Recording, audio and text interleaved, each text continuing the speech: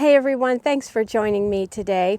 It's time for me to uncover this bed of cool flowers, and I thought I might just talk with you for a few minutes about what I cover, when I cover, what I cover with, what I use to cover with.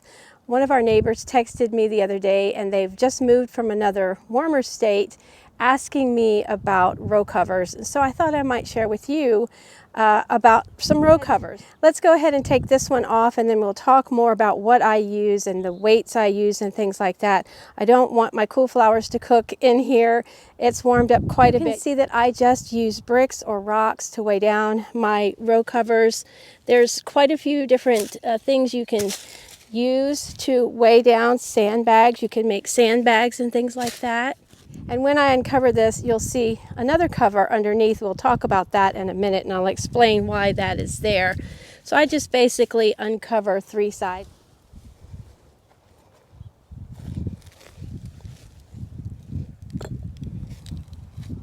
Hello, babies. Y'all are looking pretty good. All right, so the cover we just took off is a more heavyweight frost blanket. Actually, I think I'm going to take it completely up and put it in the storage shed because it's going to rain tomorrow and it doesn't need to get all wet. I think we're pretty much done with the heavyweight frost blanket, but let me go ahead and take it up so that I can actually show you more of the thickness of it. I think I'm just gonna pull it up this way and deal with the bricks in a minute. I'm pretty close to the camera right now, so maybe you can see.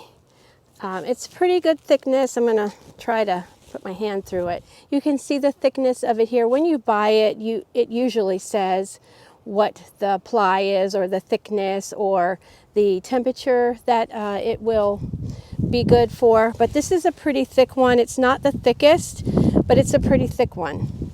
I went inside the house and put on the lapel mic. I really apologize about the wind noise. I watched back some of the video footage and I was like, oh wow, the wind noise is terrible. But you can see the cover that I have on here after we took off the frost cloth. And basically what this is a very, very lightweight summer shade cloth. In this bed I have my fall planted cool flowers. I have feverfew, I have canterbury bells, and Sweet William. So the reason why I put this cloth on last fall when I planted them was so that the bunny would not eat my newly transplanted little plants. I would be furious if the bunny had eaten these. So that's what this is for. As a matter of fact, it has a hole in it where a bunny chewed through, but he didn't go in. So I'm happy about that. This particular cloth provides no help from the cold and the frost and things like that. It was just basically to keep the bunnies from getting in here and eating all my little plants. Let me show you some of the other row covers that I use, and then we will talk about when I use them and stuff like that. This is a summer weight row cover, very light, just basically I can see you through it. So this is just basically to cover when you want to keep bugs out or critters out like I did.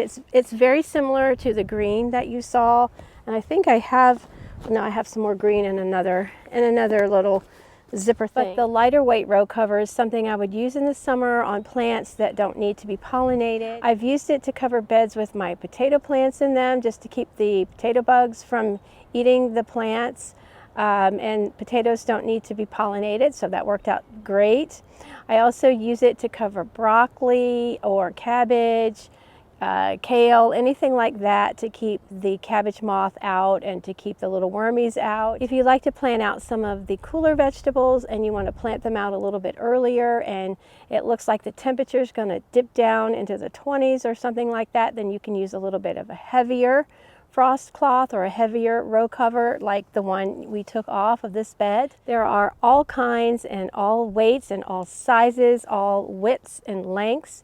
So you kind of have to figure out what you need for your garden bed, whether it be a raised bed or a garden space or a row if you're doing row crops or something like that. You can do what is called a floating row cover. That would be basically you just cover whatever you're growing and you weigh it down with bricks or sandbags or something like that, and that's called a floating row cover. As a gardener, we definitely watch the weather forecast, we watch the 10-day, we watch what it's going to dip down into, and that way you'll know when to cover, if you need to cover.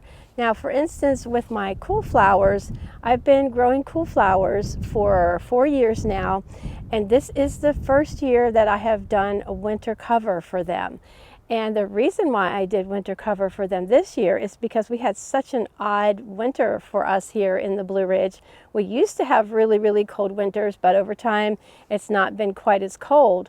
This winter was different, and we needed some cold temperatures just to kill off the bad bugs and some different diseases and things in the ground. I always keep the row cover on hand, the different row covers, and just in case I need them.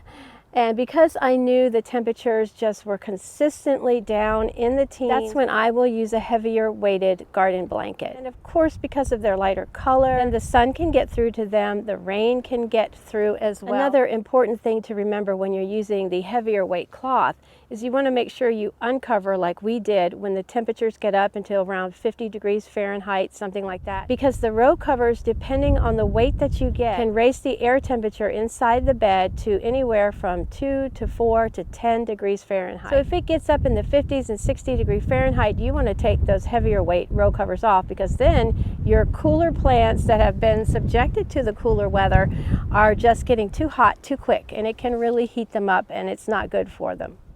You saw on that bed that we uncovered together that I have my DIY hoops. They're just the PVC pipe or the plumbing pipe, whatever you want to call it. I believe it's 1/2 inch. And I have them just fastened down over the green garden stakes. I will put the link to that video in the description below where we make our own hoops, but you can also buy hoops. I like these. These are a little bit taller. Obviously, you don't have to have as tall a hoops as I have made. I have those tall hoops on there for just left over from the summertime when I'm growing taller flowers and I needed to cover something, then I need the taller hoops. I also like this hoop. I think it's a 36-inch hoop. I'll put all of this information in the description below for you, the links to the different cloths that I use and these hoops and so forth. But having the ability to cover something when I need it has just been a real game changer for me. I don't have to scramble when the ground is frozen and get my hoops ready and try to get the hoops in the ground. I always prepare, or try to prepare ahead of time for the temperatures, and just keep a watch on things. In this bed behind me here, I'll be planting out my ranunculus after I get them pre-sprouted, so I will go ahead and put some hoops on there and get prepared in case, because I like to plant out my ranunculus a little bit earlier, and in case we get a heavy frost or a couple of heavy frosts in a row, then I know the ranunculus will need to be covered. So I'll be ready to go with some heavier weight row cover for them, and we'll be all good to go. And you might think, well, gosh, it's kind of, why even do it? Why even have, you know, these flowers if you've got to do all that? Well, I mean, gardeners, we just love it. So we just do it. All right, well, I know this video probably is not of interest to everyone, but in case you've found me and you're looking for information about row covers, I hope this has been helpful. Until next time, friends, happy gardening. Bye-bye.